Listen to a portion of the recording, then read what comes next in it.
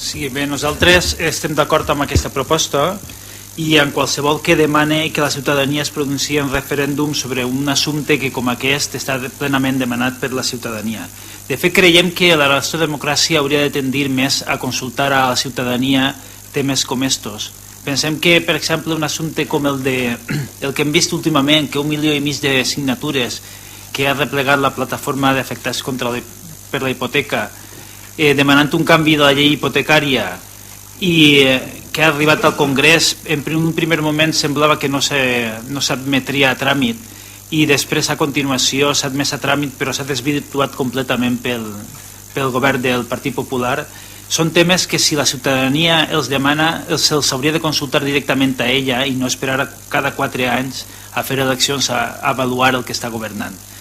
Per tant, votarem a favor d'aquesta proposta. Pensem que la monarquia i la Constitució que es va plantejar en 1978 avui en dia és clarament insuficient. És molt difícil de canviar, però se canvia molt de pressa quan li convé als partits majoritaris.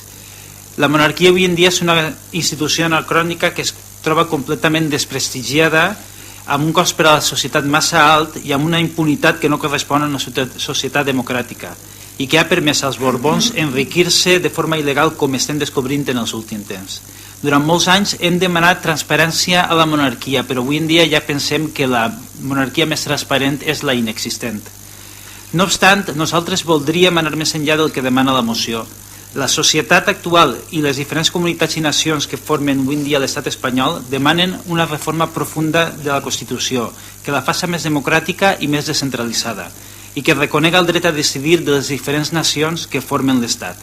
S'ha de replantejar l'estructura de l'estat, no necessàriament simètric, definint d'una vegada per totes el finançament just per a autonomies com la nostra, que podrien optar pel concert econòmic, i respectant el dret a l'autodeterminació de les nacions que avui en dia formen l'estat espanyol. Per tant, estem a favor d'aquesta proposta, estem a favor d'un referèndum que permeta decidir a la ciutadania si volen monarquia i república i estaríem a favor de qualsevol referèndum que permetrà a la ciutadania decidir què vol que siga l'estat i a qualsevol nació de l'estat que pugui decidir quin és el seu futur.